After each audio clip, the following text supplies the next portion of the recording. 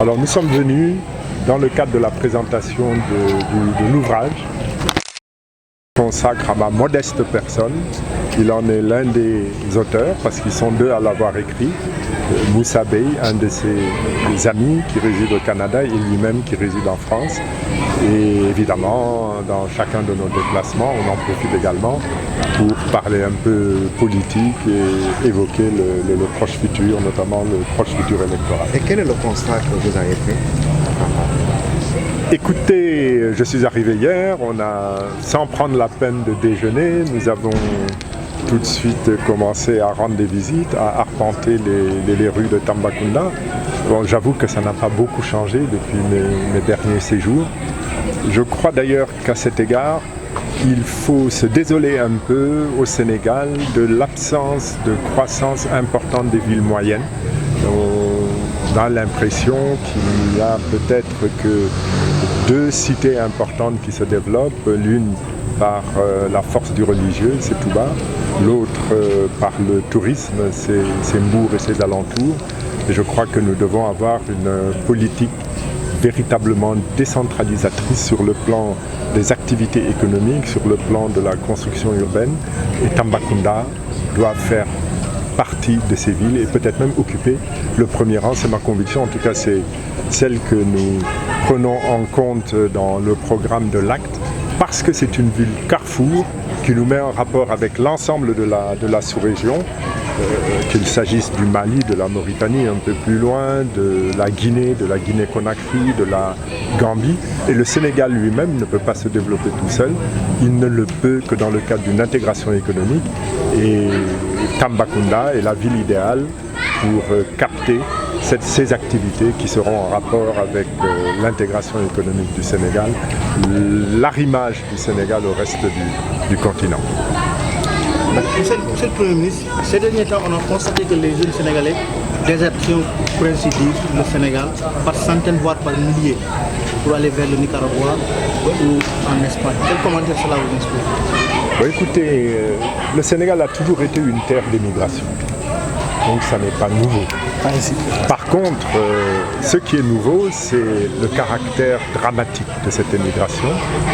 On a l'impression que les jeunes sont en état de désespoir, et très sincèrement ça se comprend, au point de choisir, disons, l'exode vers un Eldorado inconnu et au risque de leur vie. C'est ça qui est le plus dramatique. Et cela, personnellement, je pense que c'est la conséquence d'abord d'un appauvrissement progressif de la population sénégalaise, en tout cas des plus pauvres. On assiste évidemment à des milliards qui s'accumulent entre les mains des politiciens ou de certains politiciens, mais d'une manière générale, ce que je note au niveau de mes tournées à travers le pays, c'est que la pauvreté s'accroît et surtout, il n'y a pas de perspective d'espoir. Et quand il y a à la fois pauvreté et absence de perspective d'espoir, à ce moment-là, c'est le désespoir et nos jeunes, malheureusement, sont prêts à tout pour essayer de trouver ailleurs les moyens d'aider leur famille, de trouver ailleurs les moyens de bâtir leur propre futur. Et quelles solutions vous comptez apporter si vous êtes... Écoutez, il n'y a pas 1000 solutions.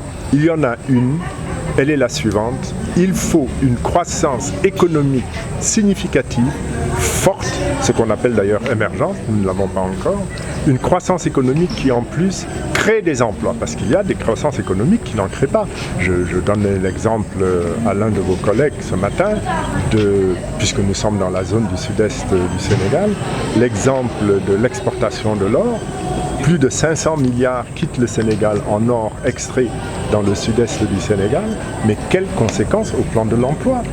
Quelles conséquences? On n'en voit aucune. Très très peu. Il y a quelques emplois, c'est vrai, mais ça ne suffit pas.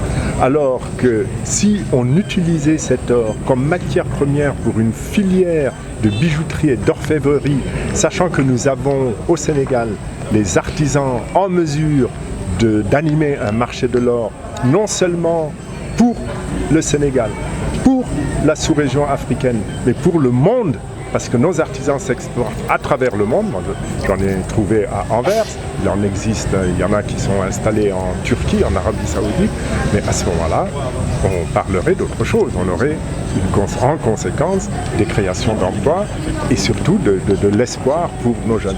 Je parle de l'or, mais ça concerne également des secteurs d'activité qui sont encore plus gros employeurs, comme par exemple l'agriculture qui est délaissée. J'ai aimé ce matin Maître Camara qui rappelait un de ses amis qu'il a rencontré en France presque par hasard, puis il disait avoir abandonné une activité agricole juste dans les alentours de Tambacounda en pensant pouvoir trouver mieux en Europe. Il est encore au chômage et il a perdu son activité agricole. Donc on peut utiliser l'agriculture, on peut utiliser tous les artisanats possibles, notamment la confection, l'orfèvrerie, la cordonnerie, la maroquinerie. Tous ces artisanats peuvent être utilisés pour être créateurs d'emplois, évidemment à certaines conditions, mais il suffit d'une forte volonté politique, elle n'existe pas, pour pouvoir aboutir à une croissance créatrice d'emplois.